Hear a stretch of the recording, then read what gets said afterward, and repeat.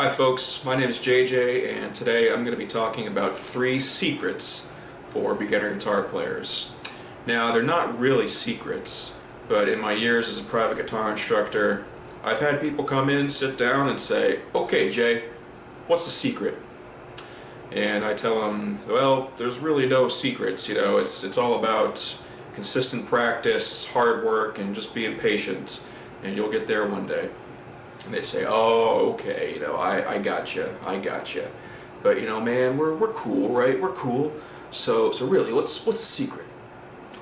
And I really have had that conversation before. But the truth is, I'm not holding anything back. There's just no big shortcut, like they're looking for. There are a number of little things you can do, and I've come up with 3 that I like and that I think are very helpful to people early on in their guitar development. And I'm calling them secrets because these are things that I didn't know before I started playing guitar when I was 9 or 10 years old. And I remember learning each of them for the first time and thinking, "Oh, that's so cool," it was a really big moment. And even now when I'm passing it on to my own students, I still see that look in their eyes, that little light bulb clicks on. And it's a really nice feeling. And these are things that I think any good private instructor should incorporate into their teaching. And many people may even pick it up on their own, either consciously or subconsciously. But when incorporated properly into your practicing and into your playing, it can really make a big difference. So let's take a look at them.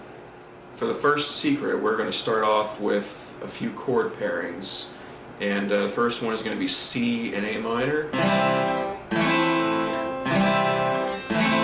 You may notice that's a really easy little transition there. All I have to do from my C chord is move that ring finger over, get the A minor, and then back. The first finger and the middle finger actually stay in place. They're shared notes, so I don't have to move them at all. The next chord pair is going to be A minor and E. So A minor, E, just going back and forth a few times. And those 2 chords actually have the same shape. All I do is I take my A minor shape, I move it over one set of strings, and I get my E shape.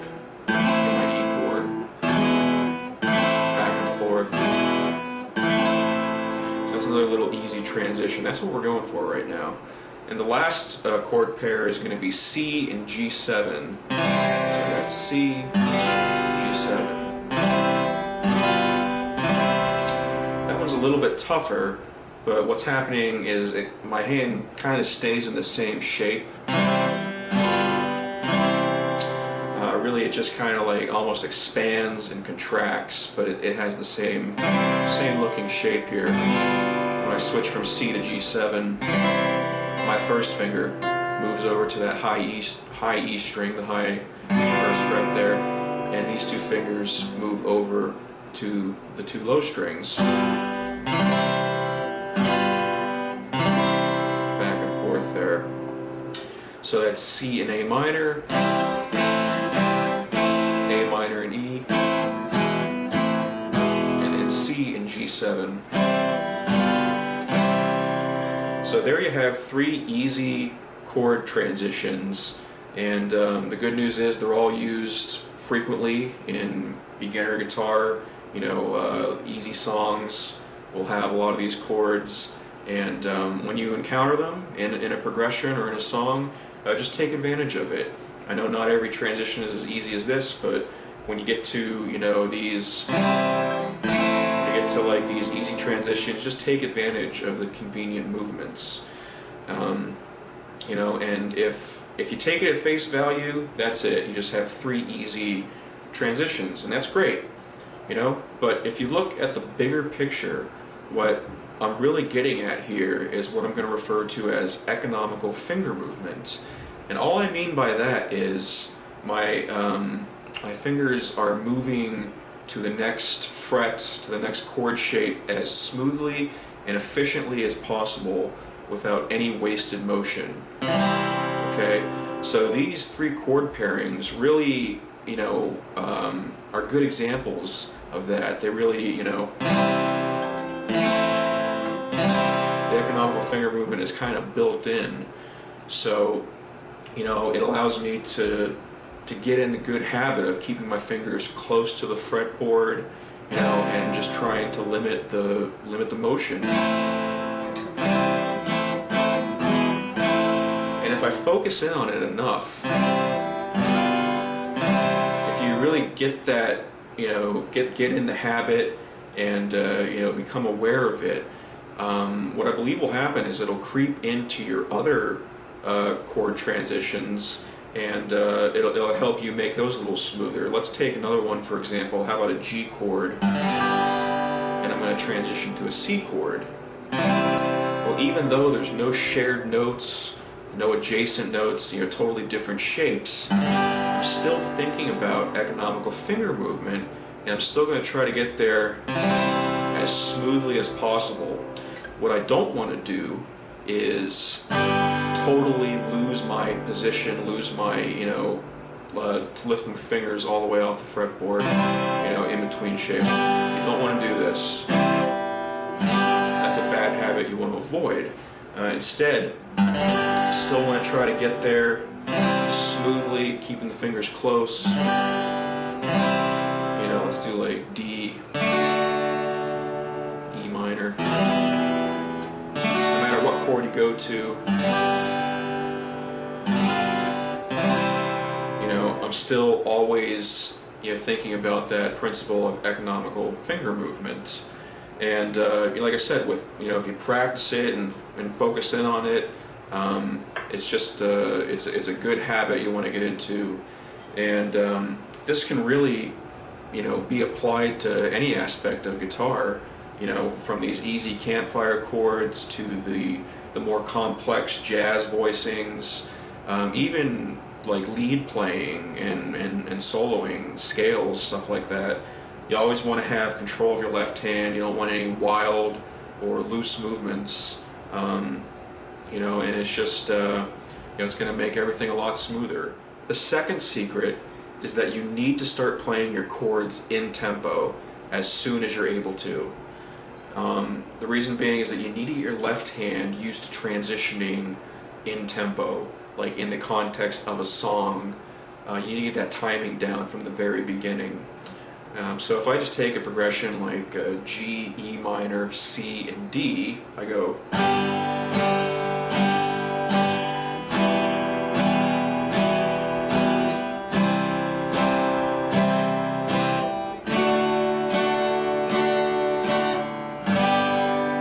That's what I'm going for. Nice, smooth, consistent tempo. But what happens way too often is that people are kind of intimidated when it comes to playing in tempo. They think it's going to be a little too fast, and they get nervous and they give themselves way too much leeway when transitioning between chords. They give themselves way too much time to get to the next chord, and what happens is a very bad habit that sounds like this. Same chord progression. The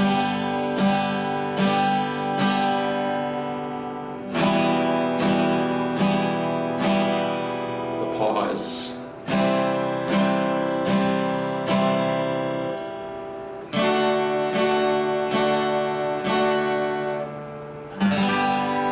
The dreaded pause. It is a terrible habit to get into, and if you do it for too long, it is very, very hard to break.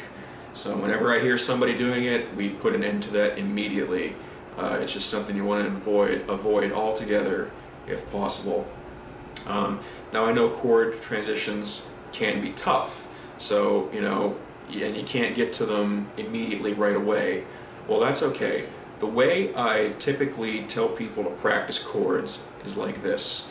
So if I take those same four chords, G, E minor, C, and D, if I want to practice that progression, what I'm going to do is start off just playing the chords one by one. And I'm not going to, do any strumming or anything. I'm just going to get the chords sounding good. So I got my G chord, make sure it's nice and clear, and when I'm happy with that one, I'll go on to E minor, sure it's nice and clear. I'm going to move on to C. If there's any dead notes or buzzing or anything, like, if I hear something like this, I'm going to try to fix that, just adjust my fingers slightly so it's nice and clear. Same thing with D. If I hear, just going to make those tiny little adjustments. And when I got all my chords nice and clear, say like 5 or 10 minutes, then I'll work on transitioning out of tempo. So I'm going to go G, let's transition to E minor. Alright, when I'm happy with that, move on to C. Just know where my fingers are going, to D. And I go through that a few times, nice and slow, making sure I know where I'm going.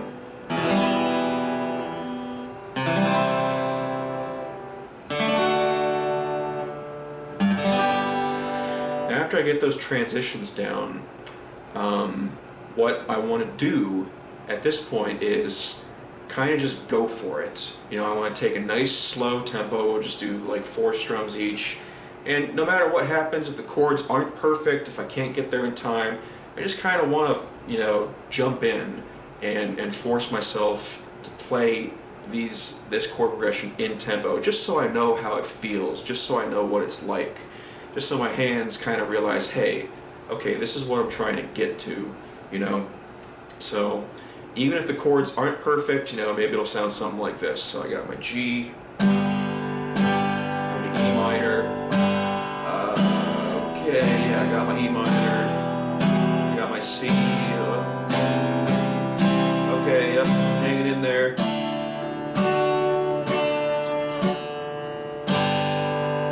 And so forth.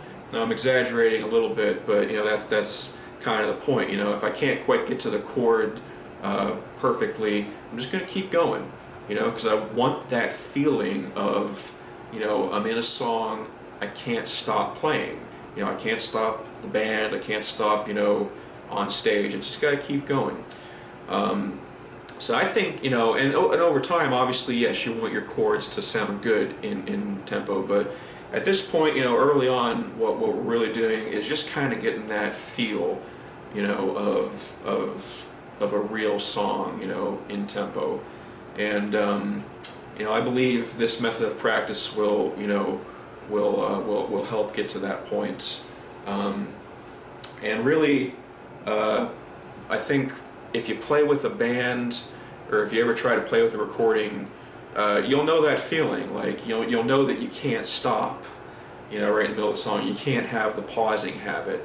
In fact, that's where a lot of my students kind of realize, like, if they hear a song, they want to jam along, if they're inspired to play along, and they realize, ooh, I'm pausing too much, I can't keep up, I got to work on this. That's kind of when they realize it.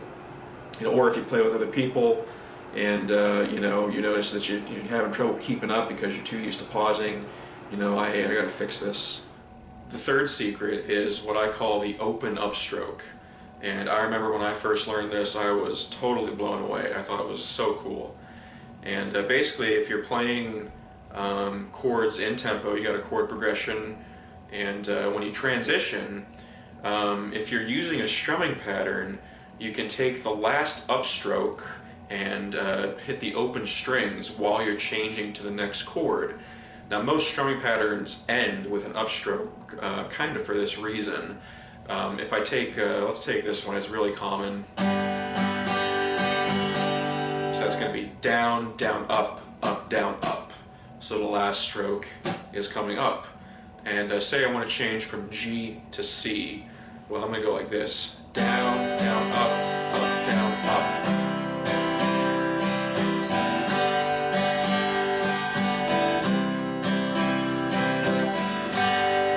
So that last upstroke is open while I'm in the middle of the change. Changing. And that just gives you a split second longer to get to that next chord, which can be a really big help. Now it does take some time to get that coordination down, but when you do, your strumming is going to be much smoother and you're going to enjoy it a lot more.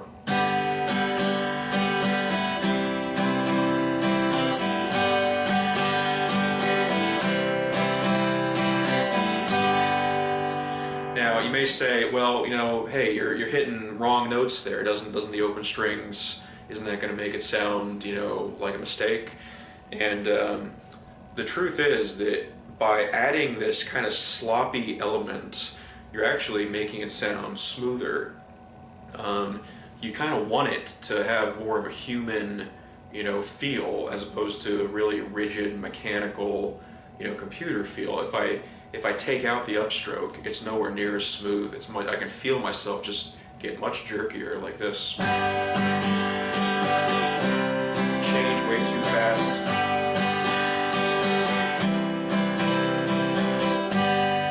So I would never play like that. I want that little bit of of a human element, that imperfection in there. It actually smooths out the playing. And also when you're playing things up to speed, and you use the right accents, if you don't accent that upstroke, most people really won't notice.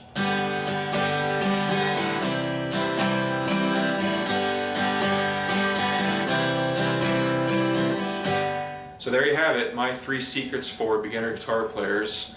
And I'll say it again, there's really no big secrets or shortcuts that'll advance your guitar abilities. You just have to get your hands on the instrument, and put in the practice hours and be a little bit patient. But I think these 3 tips can really help people, in the early stages. And if I think of anything else, I'll put it in a future video. If you enjoyed this video, please leave a like, subscribe to my channel for more guitar content, and if there's anything you'd like me to cover, let me know in the comments section below. So thanks a lot, and I'll see you next time.